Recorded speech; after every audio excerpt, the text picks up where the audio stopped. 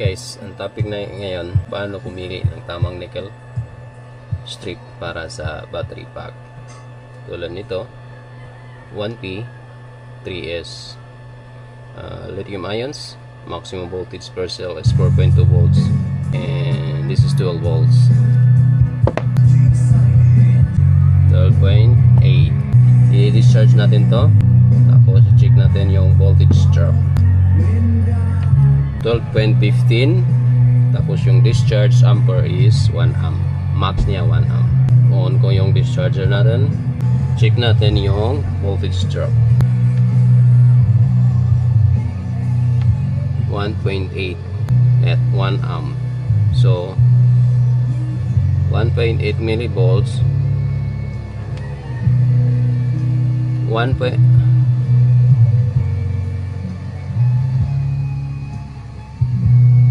So 2.4 tumaas from 1.8 na 2.4 tumaas siya. So muna natin ulit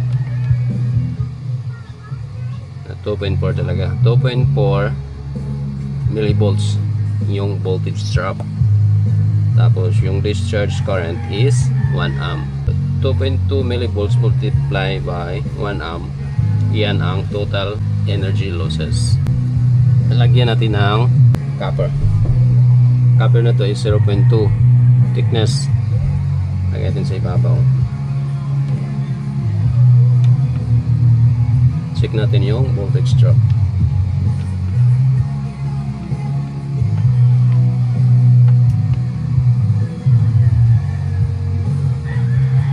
.2, 0.1 or 0.2 yung voltage drop. 0.2.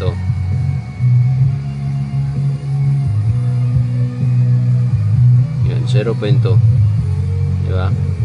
From 2.3 naging 0.2, bumaba yung voltage drop. So bumaba yung energy losses natin. Iangat natin yung ampere. 2 amp. 2 amp na. Kinuha ko yung copper. Yan. Check natin yung voltage drop.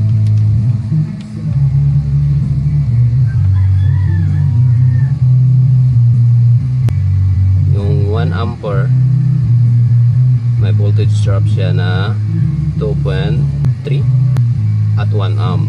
Ngayon inangat ko ng 2 ampere discharge, tumaas din yung voltage drop.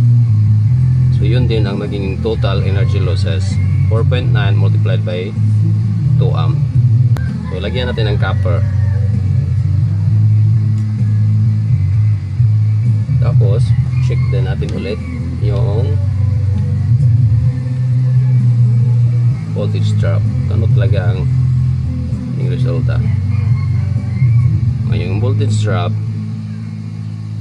kahit sa 2 amp siya, 0.2 millivolts yung voltage drop. 0.2 multiplied by 2 amps, yun ang magiging energy losses.